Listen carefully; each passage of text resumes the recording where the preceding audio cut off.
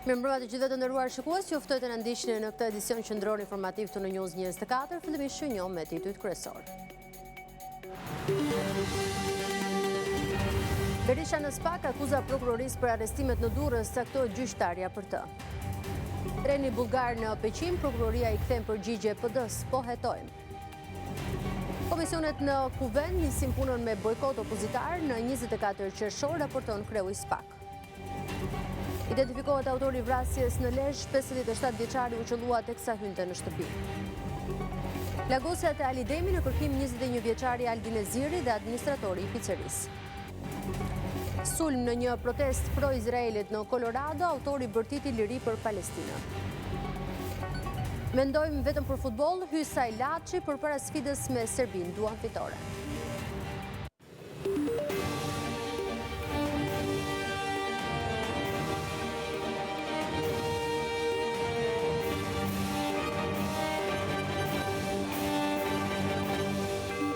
Jemi tani më gjërësisht. Elsa Ulliri do të kryesoj trupën gjykuese për çështjen penale ndaj ish-kryeministit Sali Berisha, dhëndrit të tij Amar Bermaltezi dhe të pandehurve të tjerë në dosjen Partizani. Trupa u përzgjodh me short këtë të hënë në vijim të vendimit për kalimin e çështjes në gjykim. Në të njëjtën ditë, Berisha u paraqit në SPAK dhe lëshoi akuzat e ashpra ndaj prokurorisë së posaçme.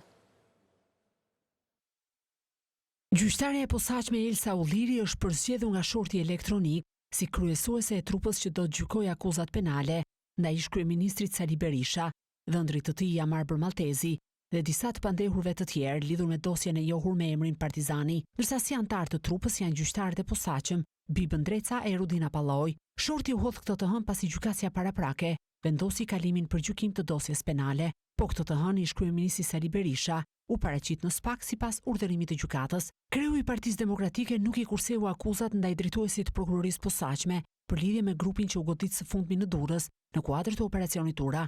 Me mbajtjen për 22 ditë të fletarrestit të gjykatës për bost e kartelit më të madh në Europë të drogës, kartelit Troplini, Altin Dumani do regjistrohet si bashkëpunëtor kryesor i këtij karteli. Ish-kryeministi deklaroi se SPAK nuk është asgjë tjetër veçse një seksion i kartelit kriminal që kontrollon portin e Durrësit. Do të shpallet seksion i kartelit Troplini.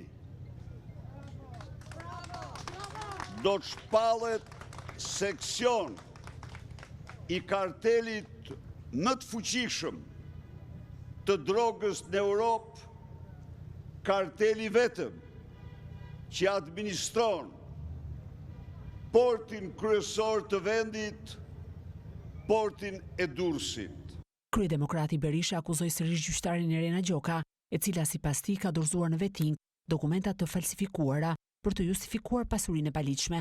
Dhe kjo kontratë është pranuar si dokument zyrtar nga vetorët e Edi Ramës për të justifikuar paratë e saj të krimit dhe për ta mbajtur në shërbim. Ish-kryeministi është marrë i pandehur për akuzën e korrupsionit kryer në bashkëpunim me dhëndrin e tij Amar Bermaltezi, që lidhet me procedurat e privatizimit të ish-kompleksit sportiv Partizani.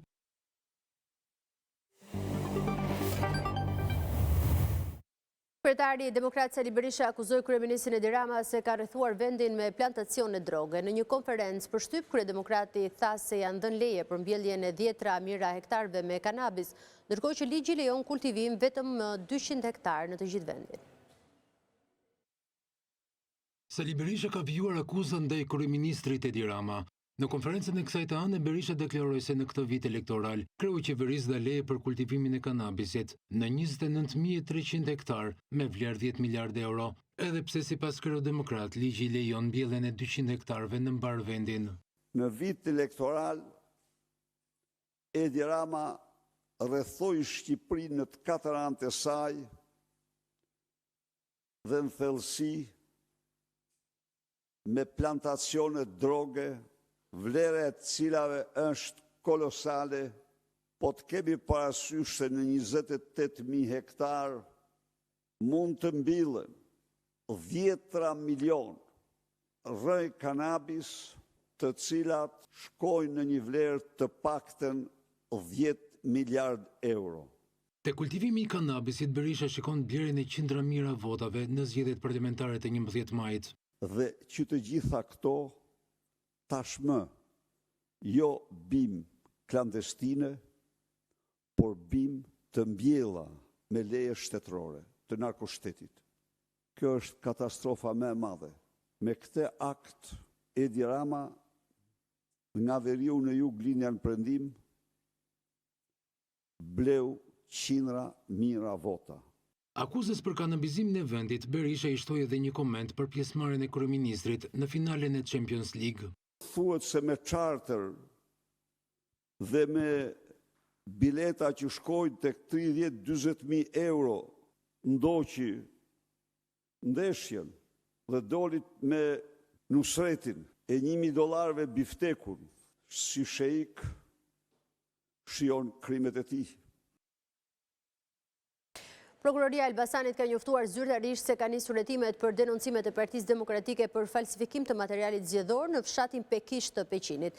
Kreu i Prokurorisë së Elbasanit, Kreshnik Ayazi, ka kthyer përgjigje Partisë Demokratike mbi kërkesën e kësaj të fundit, drejtuar organit të hetimit më 26 maj. Partia Demokratike denoncoi atë që ajo e quan skema e trenit bullgar të blerjes së votave. Opozita publikoi pamje nga zyra e kryeplakut të fshatit Pekish, Dervish Beqiri, i cili kishte rreth 10 fletë votimi. Pas denoncimit, policia ushtroi kontrolle duke gjetur fletët e falsifikuara.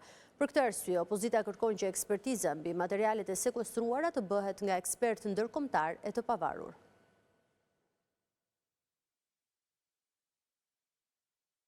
Operatori postar nuk kishte leje që shpërndarjen e zarfeve me fletët e votimit tek shqiptarët e Greqisë t'ia besonte kompanive nën-kontraktore. Komisioni Qendror i Zgjedhjeve saktëson se referuar termave të kontratës dhe atyre të procedurës së prokurimit nuk është lejuar mundësia e nën-kontraktimit. Komisioni Qendror i Zgjedhjeve ka hedhur dritë mbi procedurën e ndjekur nga autoriteti postar për shpërndarjen e zarfeve me fletët e votimit në funksion të zgjedhjeve të 11 majit tek shqiptarët e diasporës e në mënyrë të veçantë tek ata që jetojnë në Greqi. Në përgjigjen kthyer shoqatës Diaspora për Shqipërinë e Lirë, komisioni shpreh se referuar përcaktimeve ligjore nuk ka dhënë leje që operatori postar DHL të shpërndajë zarfet përmes kompanive nën-kontraktore. Në asnjë rast kontraktorët nuk mund të transferojnë kontratën palëve të treta. Autoriteti anti-kontraktor lejon në veçanti nën-kontraktimin për të nxitur pjesëmarrjen e operatorëve të vegjël e të mesëm ekonomik. Në dokumentet e tenderit duhet të përcaktohet qartë nëse lejohet ose jo nën-kontraktimi, si dhe nëse autoriteti anti-kontraktor do t'i bëjë pagesat të drejtpërdrejta nën-kontraktorit për sa më sipër referuar termave të kontratës dhe termave të procedurës së prokurimit. Alternativa e nën-kontraktimit është vendosur jo nga ana e autoritetit kontraktor, KQZ, pra nuk është lejuar nën-kontraktimi. Ndërkaq Komisioni Qendror i Zgjedhjeve shpreh se operatori postar DHL siguron se dërgesat janë kryer në përputhje me procedurat standarde, të cilat përfshin firmosjen e personit marrës të zarfit në momentin e dorëzimit. DHL International Albania SHPK konfirmon se ka zbatuar protokollin e dorëzimit për shpërndarjen dhe mbledhjen e zarfave, veçanërisht në shtete me përqindje të lartë të votuesve, si rasti i Greqisë, pohon se disponon provën e dorëzimit për dërgesat e dorëzuara, të cilat mund të nxirren nga sistemi i tyre. Institucioni përgjegjës për administrimin e procesit zgjedhor në Shqipëri shpreh se procesi aktualisht ndodhet në fazën e verifikimit të nënshkrimeve të personit apo personave marrës në dorëzim.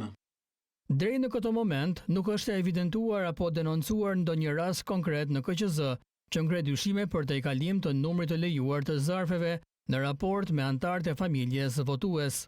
Çdo informacion i tillë, nëse paraqitet, do të trajtohet përmes procedurave të parashikuara për verifikim dhe hetim të pavarur. Partia e Lirisë konteston rezultatin e zgjedhjeve të 11 majit në Bashkinë e Kavajës. Sekretari i përgjithshëm i kësaj force politike, Tedi Blushi, ka depozituar kërkesën zyrtare në KQZ për rinumërimin e votave në të gjitha njësitë administrative të Bashkisë Kavaj, konkretisht njësitë administrative Kavaj, Golem, Synej, Helmas dhe Luzi Vogël.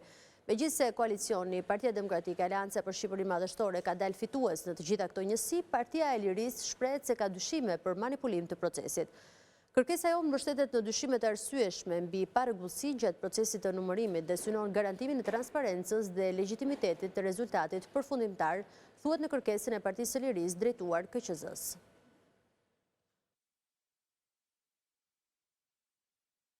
Deputetët ulën këtë të hënë në tavolinat e punës komisioneve parlamentare. Ajo që ra në syre të gjitha komisionet ishte mungesa e pjesës më të madhe të opozitarve.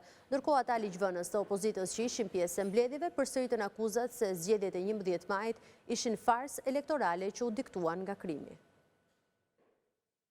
Pas rinisjes së jetës parlamentare javën e kaluar, këtë të hënë ligjvënësit janë kthyer punës edhe në tavolinat e komisioneve parlamentare. Në të gjitha komisionet që u zhvilluan këtë fillim jave, pjesa dërmuese e deputetëve opozitar nuk morën pjesë në mbledhje, por disa syresh që ulën në tryez përsëritën akuzat se 11 maj ishte një farsë elektorale. Në komisionin e ligjeve prezent ishin vetëm Aslan Dogjani, Enkelej Dalibej dhe Dashnor Sula. Që në Shqipëri demokracia ka marrë fund. Në Shqipëri është instaluar diktatura. Në këto zgjedhje u përballën me një situatë të rëndë kriminale. Populli foli, por më shumë foli krimi. Ja se nuk e kam të gjatë. Kush është kërkesa juaj për procedurë? Sa analizë në zgjedhjeve ta bëj se cila parti. Nuk është komisioni i ligjeve për këtë. Nuk ju ndërpres, vetëm dua të rini tek rendi ditës se keni kërkuar fjalën për procedurë. Por më shumë foli krimi. Krimi foli më fort. Në Komisionin për Edukimin dhe Mjetet e Informimit Publik, demokratja Ina Zhupa u përfshi në replika me socialistën e Viskushi. Ta ndjekim deri në fund dhe ta denoncojmë deri në fund këtë farsë elektorale në çdo institucion ndërkombëtar, para opinionit publik që e di vetë, por mbi të gjitha për të qenë garant që ne nuk tërhiqemi, ne nuk mposhtemi, ne do të jemi aty si mangthi juaj më i madh, sado që vidhni dhe shkatroni çdo gjë. Ju duhet ta kërkoni tek vetja humbjen, arsyet, sepse kjo është arsyeja që ju humbni gjithmonë, sepse pasi humbni, në vend që të reflektoni pse keni humbur, ju në fakt akuzoni fituesit që ju vodhën zgjedhjet. Komisionet parlamentare kanë shqyrtuar disa nisma ligjore, si dhe kanë miratuar kalendarin e punës, përfshirë dhe agjendën e raportimeve të institucioneve të pavarura kushtetuese. Bie në sy fakti se më datë 24 qershor para Komisionit e Ligjeve, Altin Tumani do të raportojnë mbi aktivitetin vjetor të Prokurorisë Speciale SPAK. Ndryshon temën e informacioneve, policia e Lezhës ka shpallur në kërkim një person me inicialet GA si autori dyshuar për vrasjen e 57 vjeçarit Pjetër Kaza në Tale të Lezhës. Hetimet e prokurorisë janë përqendruar në pistën e gjakmarrjes, pasi që nga viti 1994 familja Kaza ka qenë në konflikte të vazhdueshme me familjen Gjini nga Laçi, ku numërohen disa të vrarë nga të dyja palët. Megjithatë, prokuroria nuk përjashton as pista apo konflikte të tjera. Pas vrasjes së 57 vjeçarit Pjetër Kaza mëngjesin e së dielës në Tale të Lezhës, policia ka shpallur në kërkim një person si autori dyshuar i vrasjes. Policia e Lezhës përmes një komunikate zyrtare bën me dije se rezultati i hetimeve intensive, provave të mbledhura në vendin e ngjarjes dhe bazuar në informacionet e siguruara, kanë arritur të identifikojnë autorin e dyshuar të vrasjes, identiteti i së cilit ende nuk është bërë publik për shkak të vijimit të hetimeve. 57 vjeçari Pjetër Kaza u ekzekutua me armëzjarre në oborrin e banesës së tij në orët e para të mëngjesit të së dielës. Viktima u gjet pa shenja jete rreth orës 5 të mëngjesit nga bashkëshortja, ndërsa dyshohet se është qelluar me armëzjarre me silenciator, pasi nuk është dëgjuar asnjë zhurmë. Pjetër Kaza punonte në minierën e Spaçit dhe sipas të dhënave ishte kthyer në banesë rreth orës 1 pas mesnate. Dyshohet se vrasja e tij lidhet me një zinxhir të gjatë hakmarrjesh që zanafillën e ka në vitin 1994 me vrasjen e vëllait të tij, Ndue Kazës, ish shefi krimeve në qytetin e Rrëshenit. Autorët e dyshuar të kësaj vrasjeje ishin vëllezërit Dod dhe Agustin Gjini, të cilët u arratisën pas krimit. 3 vite më pas, në vitin 1997, Martin Kaza, vëllai i viktimës, ekzekutoi për hakmarrje vëllezërit Gjini në qytetin e Laçit dhe u dënua me 22 vite burg. Konflikti nuk u mbyll me kaq. Më 28 prill 2024 në Belgjiku u vra një tjetër antar i familjes Kaza, Agustin Kaza, vëllai i Pjetrit. Ai u qellua për vdekje në një lokal në Bruksel. Pjetër Kaza është viktima e tretë në familjen Kaza pas këtij konflikti, i cili vijon prej më shumë se 3 dekadash. Hetimet të prokurorisë janë përqendruar në pistën e gjakmarrjes Në akuzën e shkeljes së rregullave të mbrojtjes në punë, policia e Durrësit arrestoi operatorin turistik i cili i kishte dhënë me qira mjetin lundrues turistit anglez që gjeti vdekjen teksa po lundronte në plazhin e Shkëmbit të Kavajës. Nga verifikimet e policisë rezultoi se 34 vjeçari anglez nuk kishte leje për drejtimin e mjeteve lundruese, ndërsa ekspertiza mjekoligjore pritet të përcaktojë shkaqet e vdekjes.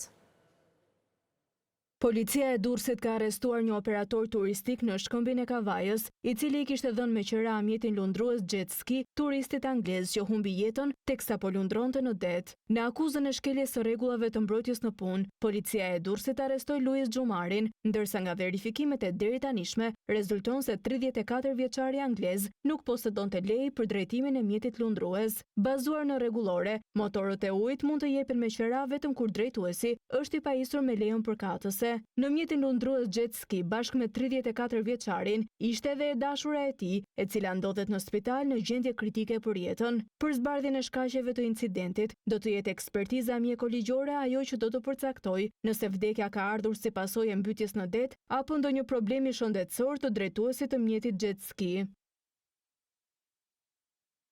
Ka vazhduar me dyert të mbyllura seanca gjyqësore për vrasjen e 14 vjeçarit Martin Cani. Gjatë seancës në gjykatën penale të Tiranës dëshmuan 5 të mitur në cilësinë e personave që kanë dieni për ngjarjen. Mes tyre dëshmoi dhe i mituri me iniciale KB, i cili ka qenë i pranishëm në vendngjarje dhe familjarët e viktimës kanë patur pretendime ndaj tij. Të miturit sipas parashikimeve ligjore janë pyetur pa praninë e autorit të dyshuar të vrasjes Mario Përleshaj. Ky i fundit, përmes avokatit të tij, deri në këto momente ka mohuar të ketë qelluar me thik ndaj Martin Canit, duke pretenduar se ka qelluar vetëm ndaj Luis Meçes që mbeti i plagosur. Seancën e ardhshme pritet të dëshmojnë 7 persona të tjerë, 4 prej të cilëve të mitur që do të pyeten po në cilësinë e personave që kanë dieni për ngjarjen. 14 vjeçari Martin Cani u vra më 18 nëntor të vitit të kaluar sapo kishte mbaruar mësimin fare pranë shkollës Fanoli. Ai u qellua për vdekje me thik nga i dyshuari Mario Përleshaj pas një sherrri mes tyre ku dyshohet se u përfshin disa të mitur.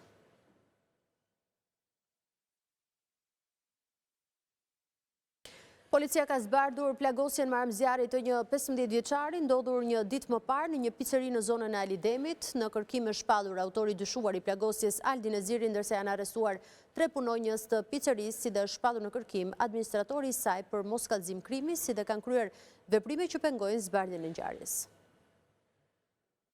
Zbardhet plagosja me armëzjarri e ndodhur një ditë më parë në zonën e Alidemit në Tiranë, ku mbeti i plagosur një 15 vjeçar. Policia ka identifikuar autorin e dyshuar dhe ka arrestuar 3 persona të tjerë që kanë tentuar të fshehin ngjarjen dhe të pengojnë zbardhjen e saj. Ngjarja ka ndodhur në ambientet e picerisë Fantazia, ku dyshohet se pas një konflikti për motive të dobta, 21 vjeçari Aldin Eziri ka qelluar me një armë zjarri të modifikuar në formë stilolapsi drejt 15 vjeçarit, i cili punonte si I mituri u dërgua në spitalin e traumës, nga ku njoftua edhe policia. Fatmirësisht, ai ndodhet jashtë rrezikut për jetën, ndërsa është plagosur në zonën mes qafës dhe shpatullës. Në lidhje me këtë ngjarje, janë arrestuar 3 punonjës të picerisë, Ferit Basha, Andi Hyka dhe Kevin Bala. Ata akuzohen se kanë pastruar vendin e ngjarjes, ndërkohë shpallur në kërkim edhe administratori i picerisë, Leonardo Mejdani, i cili dyshohet se ka hequr DVR-n e kamerave të sigurisë së picerisë. Ai akuzohet për mos kallëzim të krimit dhe veprime që pengojnë zbulimin e së vërtetës. Për të njëjtën vepër penale, është referuar material në prokurori edhe për një vajzë 15 vjeçare që dyshohet se ka qenë e pranishme në momentin e ngjarjes. Policia është vënë në lëvizje vetëm pas sinjalizimit nga stafi mjekësor, ku 15 vjeçari ishte paraqitur për trajtim mjekësor, por në vendngjarje, efektivët nuk kanë gjetur asnjë gjurmë, as plumba, as pamje kamerash. Hetimet e komisariatit numër 1 dhe specialistëve për krimet zbuluan se autori dyshuar është 21 vjeçari Aldin Eziri, i cili dyshohet se ka qelluar me një armë të modifikuar në formën e një stilolapsi. Ai është shpallur në kërkim dhe akuzohet për plagosje të rënë me dashje dhe mbajtje pa leje të armëve. Ndërkohë që policia vijon kërkimet për kapjen e autorit të dyshuar, motivi sakt i konfliktit mbetet ende i paqartë. Policia dhe prokuroria po vijojnë hetimet, ndërsa pritet që të ketë zhvillime të reja në lidhje me këtë ngjarje, që rikthen në vëmendje fenomenin e përdorimit të armëve edhe nga të rinjt në vendin tonë. Prokuroria e Elbasanit dërgoi për gjykim 6 policë për korrupsion pasiv e shpërdorim detyre pasi gjatë veprimtarisë së tyre në bashkëpunim me njëri tjetrin, edhe pse konstatonin rastet e kundravajtjes administrative të drejtuesve të mjeteve nuk procedonin me dashje me vendosjen e gjobave, duke dëmtuar interesat financiar të shtetit dhe interesin publik. Prokuroria e Elbasanit bën të ditur se gjatë hetimeve kanë konstatuar se shkelja nga policët e qarkullimit rrugor në drejtorinë vendore të policisë Elbasan është kryer në mënyrë të përsëritur. Bëhet fjalë për Endri Hazizi, Aurel Tahiri dhe Gjevahir Stërmugu, të cilët kanë qenë në arrest shtëpie pasi akuzohen për korrupsion pasiv i personave që ushtrojnë funksione publike, shpërdorim detyre dhe falsifikim kompjuterik.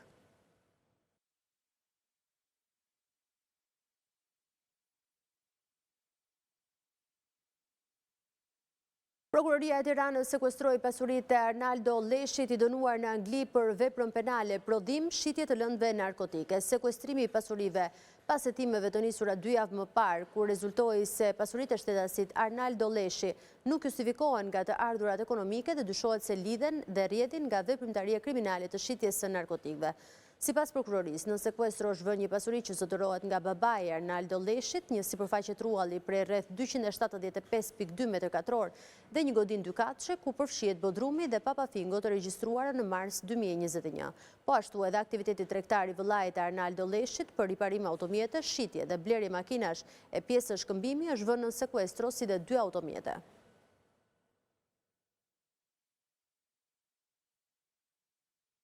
Dy automjete të parkuara u përfshin nga flakët e zjarrit mëngjesin e kësaj të hënë në fshatin Sovjan të Maliqit, ku një prej tyre u shkrumbua tërësisht. Automjetet ishin të parkuara në një distancë prej 10 metrash larg njëra tjetrës, ndërsa zjarri ra fillimisht te njëri nga mjetet dhe mori përmasa të mëdha.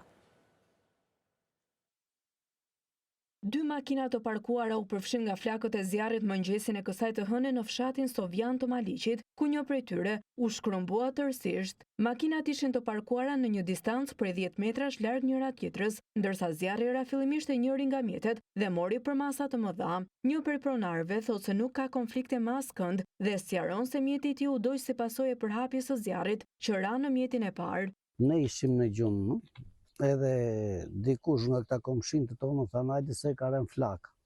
Dhe në kohën që ne arritëm, i shikojmë 2 makina në flak, dhe këtë tjetër këtu. Zjarr fikse, bën një punë të shkëlqyer sepse na rojtën shtëpinë. Ajo makina e dytë i ka akoma tela të shkrira në tavan. Të 2 makinat pak a shumë ishin në një kohë. Ajo kishte çik flak më shumë, a tjetra kjo kishte pak më pak. S'kemi pasur pik dyshimi për asnjërin. Automjeti tip BMW që u përfshis së pari nga flakët është në pronësi të një të riu që punon dhe jeton në Gjermani. Policia dyshon se zjarri është i qëllimshëm, ndërsa bën të ditur se vjon puna për identifikimin e autorëve.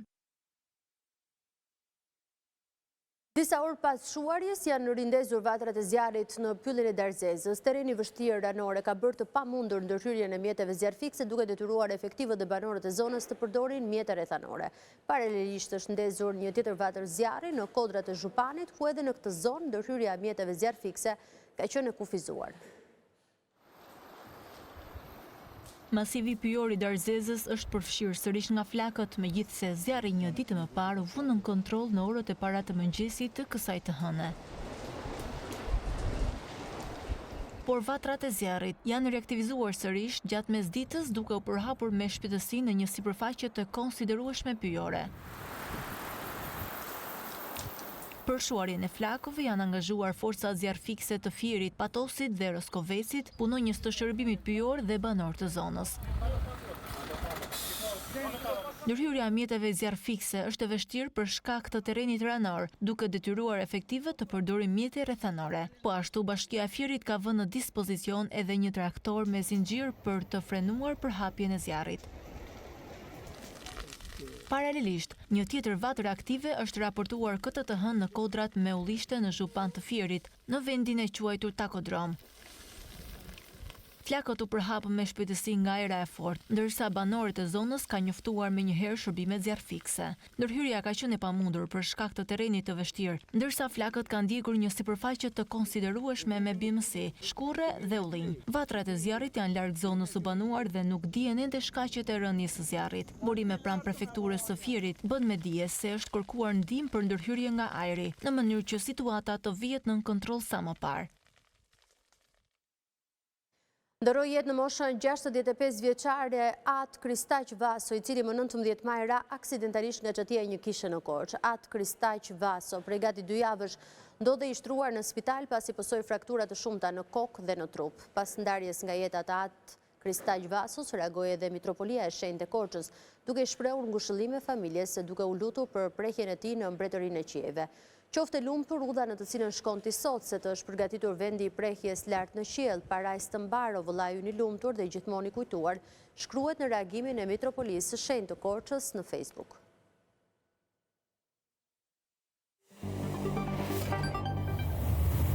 Ka nisur zbatimi i njohjes së pensioneve me Italinë. Nga kjo marrëveshje pritet të përfitojnë mbi 500.000 shtetas shqiptar që punojnë dhe jetojnë në Itali, dhe rreth 4.000 shtetas italianë, të cilët do të sigurojnë bashkimin në periudhat të kontributeve.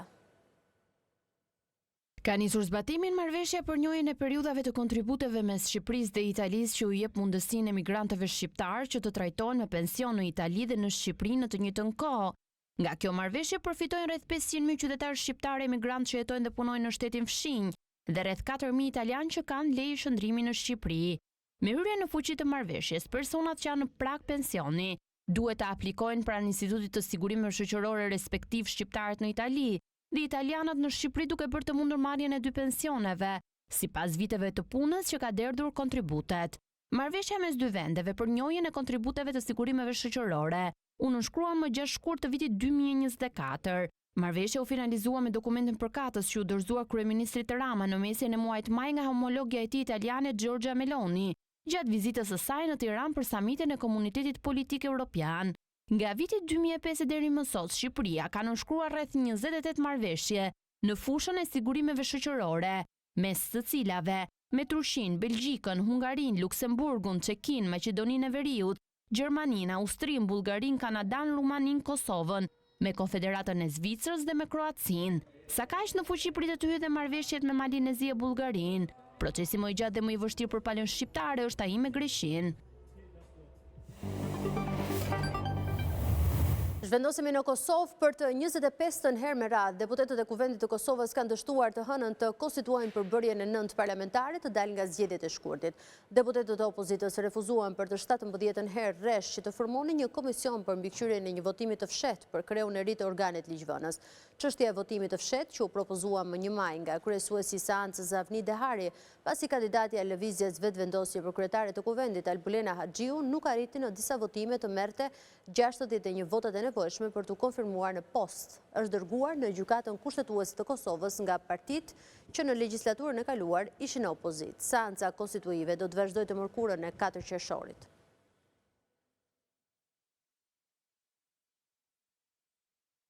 Kryetarja e Kuvendit të Shqipërisë Elisa Spiropali mori pjesë në forumin e 3 ndërkombëtar për gratë, paqen dhe sigurinë zhvilluar në Prishtinë. Në një fjalim të mbajtur përpara liderëve rajonal dhe ndërkombëtar, Spiropali vuri në parë rolin e pazëvendësueshëm të grave në ndërtimin e paqes dhe zhvillimin demokratik. Në Prishtinë u mbajt forumi i 3 ndërkombëtar për gratë, paqen dhe sigurinë, një platformë e rëndësishme për të promovuar rolin thelbësor të grave në ndërtimin e paqes dhe forcimin e sigurisë në rajone më gjerë. Mes personaliteteve që morën pjesë ishte edhe kryetaria e Kuvendit të Shqipërisë Elisa Spiropali, e cila vlerësoi këtë nismë si një akt të guximshëm që vendos gratë në qendër të zhvillimeve politike dhe shoqërore. Ky forum është më shumë se një takim, është një nismë që na kujton se gratë nuk janë një shtesë në ndërtimin e paqes, por janë themeli i saj. Kontributi grave, veçanërisht në shoqëritë që kanë përjetuar konflikt, është thelbësor për sigurinë dhe demokracinë. Spiropali nënvizoi kontributin e Shqipërisë gjatë mandatit në Këshillin e Sigurimit të OKB-s, ku vendos në prioritet zbatimi i rezolutës 1325 dhe fuqizimi grave në vendimarrje. Në Shqipëri kemi ecur me hapa konkret, nga përfaqësimi grave në kuvend deri te politikat kombëtare që synojnë arsimimin, fuqizimin ekonomik dhe mbrojtjen e grave. Nuk është një aksion vetëm për gratë, është një projekt për një shoqëri më të drejtë dhe më të qëndrueshme. Gjatë fjalës së saj, Spiropali shpreu mbështetjen për Kosovën dhe vlerësoi lidershipin e presidentes Vjosa Osmani, duke cilësuar Kosovën si një shembull të fuqishëm në transformimin përmes përfshirjes dhe humanizmit.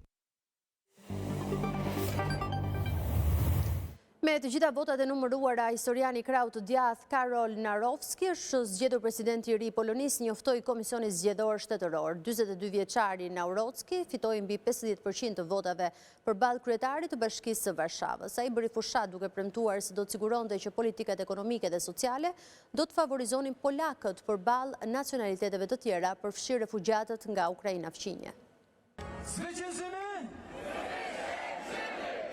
Kandidati nacionalist opozitar Karol Nawrocki ka fituar raundin e dytë të zgjedhjeve presidenciale në Poloni me 50.8% të votave, sipas Komisionit të Zgjedhjeve, duke i dhënë një goditje agjendës reformuese të qeverisë pro-europiane të Polonisë. Rivali i tij Rafal Trzaskowski, kryetari liberal i Bashkisë së Varshavës dhe aleati i qeverisë udhëhequr nga Donald Tusk, mori 49.1% të votave, raporton Reuters. Nawrocki, 42 vjeçar historian euroskeptik, i cili kishte udhëhequr një institut përkujtimor, bëri fushat duke premtuar se do të siguronte që politikat ekonomike dhe sociale do të favorizonin polakët përballë nacionaliteteve të tjera, përfshirë refugjatët nga Ukraina fqinje. Nawrocki, mbështetur nga Partia Ligj dhe Drejtësi, pritet të vazhdojë politikat e paraardhësit të tij, presidentit Andrzej Duda, po ashtu aleati i partisë më të madhe opozitare, përfshirë bllokimin e çfarëdo përpjekjeje nga qeveria për të lejuar abortin apo për reformimin e gjyqësorit. Në media sociale, Duda falenderoi polakët për pjesëmarrje të madhe në zgjedhje. Dalja në votime ishte 71.3%, njoftoi Komisioni i Zgjedhjeve, që përbën rekord për balotazhin presidencial. Delegacionet ruse dhe Ukrainas ndodhen në Stamboll për një raund të dytë bisedimesh për paqe, disa orë pasi të dyja palët kryen sulme. Dje Kievi nisi 117 dronë në baza ushtarake thellë brenda Rusisë, pas sulmit më të madh ajror të Moskës ndaj Ukrainës një natë më parë. Të paktën 13 avion luftarak rus u shkatëruan në sulmin me dronë të së dielës.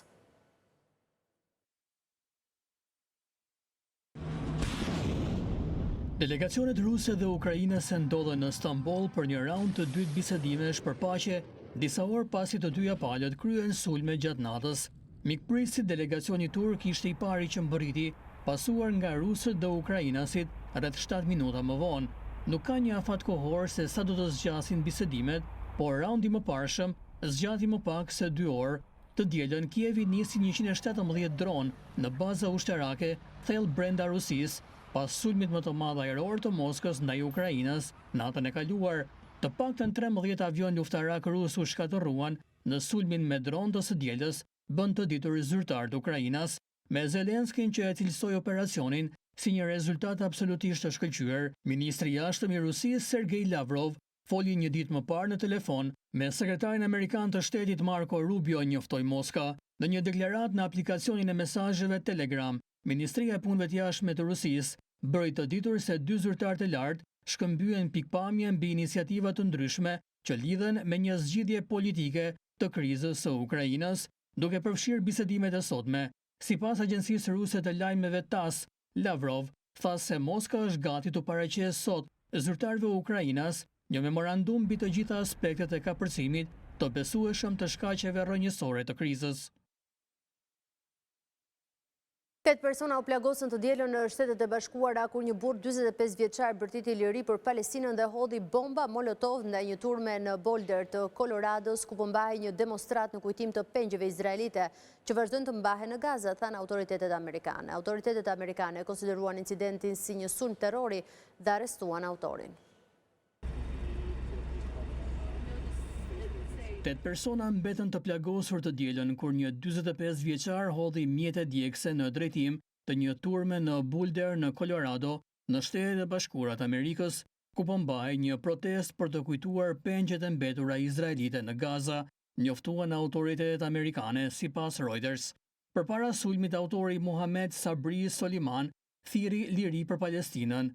4 gra dhe 4 burra ndërmjet 52 dhe 88 vjeç u transportuan në spitale, njoftoi policia e Colorados. FBI po heton këtë si akt terrorizmi, bën të ditur autoritetet amerikane. Autori i ngjarjes u arrestua me njëherë pas incidentit. Sulmi ndodhi në Pearl Street Mall, një qendër e popularizuar tregtare pranë Universitetit të Colorados, gjatë një ngjarje të organizuar nga Run for Their Lives, një organizatë e përkushtuar për të tërhequr vëmendjen për pengjet e rrëmbyera pas sulmit të 2023-shit ndaj Izraelit nga Hamasi, grupi palestinez i shpallur terrorist nga SBA-ja dhe Bashkimi Evropian. Kesh Patel, drejtori i FBI-s, njoftoi se incidenti ishte sulm i shënjestruar terrori, ndërsa prokurori i përgjithshëm i Colorados, Phil Weiser, e ka përshkruar si krim të urrejtjes, duke pasur parasysh grupin e shënjestruar. Ministri i Jashtëm i Izraelit e quajti incidentin një sulm të tmerrshëm terrorist antisemit që shënjestron hebrejt. Turizmi i aventurës në lumenjtë e Shqipërisë po shndërrohet në një atraksion të jashtëzakonshëm për turistët e huaj. Një familje amerikane ka zgjedhur të bëjë rafting në Drinin e Zi, ndërsa thonë se në Shqipëri kanë eksploruar kryesisht shtigjet e panjohura. Sporti rafting në lumenjtë e Shqipërisë po tërheq gjithnjë e më shumë vëmendjen e turistëve të huaj, të cilët zgjedhin të eksplorojnë shtigje të panjohura. Të shoqëruar nga guida lokale, një familje amerikane që jetojnë në Holand kanë zgjedhur të provojnë rafting në Drinin e Zi, duke e nisur lundrimin që nga Gjorica drejt rrjedhës së lumit. Teksa Rofense ka vizituar disa vende në Shqipëri duke nisur nga Bredbeti, Tom thotë se është mrekulluar nga natyra këtu. Ne jemi nga Shtetet e Bashkuara të Amerikës, por jetojmë në Holand. Jemi të apasionuar pas udhëtimeve dhe do të qëndrojmë në vendin tuaj 4 ditë. Kësaj radhe zgjodëm Shqipërinë, e cila na ka pëlqyer shumë. Kemi parë jugun e Shqipërisë, shijuam detin, tani po provojmë aventurën e rafting në lum. Fillimisht kishim planifikuar të qëndronim në Bregdet, por duke bërë kërkime në rrjetet sociale gjetëm edhe këtë vend për të bërë rafting. Dita ka nisur shumë mirë dhe po kënaqemi shumë. Edhe vajza e familjes amerikane është e lumtur për këtë udhëtim në Shqipëri. Këtu është shumë bukur. Unë po udhëtoj me familjen time, me prindrit dhe motrën. Po përjetoj ndjesi të bukura, pasi kam vizituar detin e po ashtu edhe malet. Jam shumë e lumtur që ndodhemi këtu. Turizmi i aventurës në lumenjtë e Shqipërisë po shndrohet në një atraksion të jashtëzakonshëm për vendasit dhe të huajt. Në fshatin Vojnik të Dibrës, banorët ngrenë shqetësimin se rezervuari me të cilën vite më parë vadisnin toka tashmë është kthyer në një vend grumbullimi për mbetjet urbane. Të indinjuarat thonë se i kanë kërkuar bashkisë pastrimin e rezervuarit në shërbim të bujqësisë, por kërkesat kanë rënë në vesh të shurdhër. Fshatrat e Maqellarës në Dibër vijojnë të vuajnë mungesën e ujit, vaditës të cilin para viteve 90 e kishin nga të gjitha anët. Një ndër fshatrat që ka mbetur në të thatë është Vojniku, i cili dikur vadiste me rezervuarin që gjendet mbi fshat, por prej 3 dekadash ai është jashtë funksionit. Banorët e Vojnikut thonë se kërkesat e tyre në këto vite demokraci kanë rënë në vesh të shurdhër nga pushteti vendor, ndërsa tani rezervuari është kthyer në vend depozitim të ujrave të ndotura dhe nuk përdoret më për vaditje. Rezervuarin e maj mend që ka qenë mbushur plotësisht me ujë, po ka disa vite që është i thatë, nuk mushet më. Tu ka veç kalare ujta vetëm lidhëm të. Ama këtu, liqen, ka prej këtu toka tje këtu afer. E dherë ndrinë, i kam nërma, i kap, vaditeshin. Të që nuk ka. Një nëse një që ka qenë mushës një këtu, mushës e më ujë. Të plote, sot nuk ka. Banorët kanë humbur shpresat se veprat vaditëse do të rikthehen në shërbim të tyre, ndaj dhe pjesën më të madhe të tokave bujqësore e kanë lënë djerë. Kineaste e producent kanë marrë pjesë sot në një dëgjes publike për kinematografin dhe audiovizualin. Nga ligjit e buxhetet e mungesave të sallave të kinemas u sodën në vëmendje si probleme urgjente. Ministria e Ekonomisë, Kulturës dhe Inovacionit ka mbajtur një dëgjes publike për kinematografin dhe audiovizualin për të diskutuar mbi problemet, sfidat dhe nevojat për ndryshime ligjore. Kineaste producent të pranishëm rënditën shqetësimet që hasin çdo ditë në punën e tyre duke nisur nga baza ligjore të mungesa hapësirave, politikave, buxheteve e vizioneve. Ne do të shkojmë drejt ndryshimeve dhe shumë shpejt të nisi puna që sot për konceptin e ri të një ligji audiovizual që përfshi një agjenci të re, një mënyrë tjetër strukturimi, një përfshirje shumë të madhe të komunitetit. Një ndryrje emergjente me rritje buxhetore emergjente, rëndësisht brenda aktiviti për prodhimin vendor, dhe më vonë hapja e një procesi cili nuk mund zvarritet dhe nuk mund zgjatet shumë për krijimin e një ligji të ri edhe për një strukture të re audiovizuale. Është e pamundur që baza ligjore me cilën ne do funksionojmë në këtë moment të jetë funksionale në çështën e duam të bëjmë tax incentive, 2 duam të ndërtojmë industri Dhe 3 duam të bazohemi tek taksa. Sepse di që është bërë 8 vjeç e gjysmë, 9 vjeç fillimi i ligjit për incentiva dhe taksë shërbeta. Inshallah për 10 vjetor ta kemi ligjin, sepse është urgjente. Me një buxhet për 1 milion euro, Qendra Kombëtare e Kinematografisë nuk ushqen dot gjithë skenën, ndërsa kineastët ishin të qartë në pyetjet e tyre se si e sheh qeveria filmin, si lypës apo si mundësi rritjeje ekonomike. Qa prioriteti ka qeveria për të rritë buxheti këtë vit dhe mbas 5 vjetësh? Kjo është pyetja e përbashkët, që legët është gjithë problemi.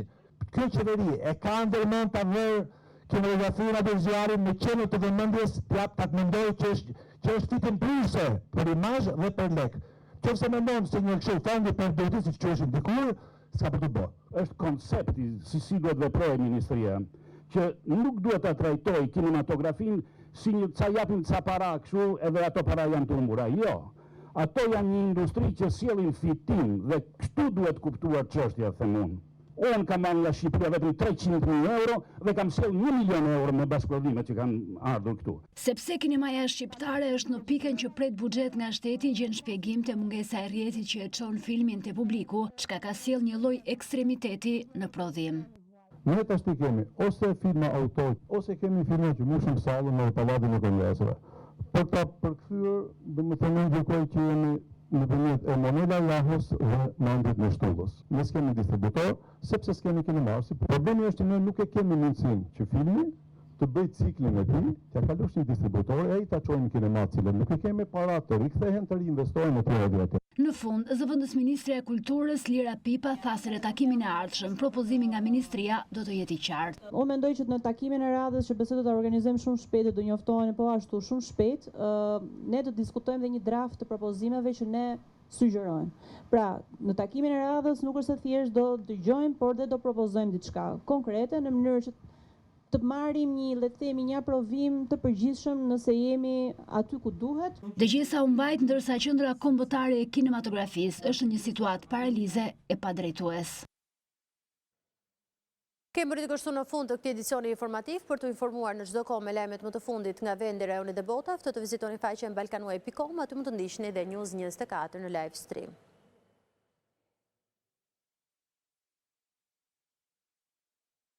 Ju falenderoj për vëmendjen tuaj, lënë shoqërinë e programacionit në vijim.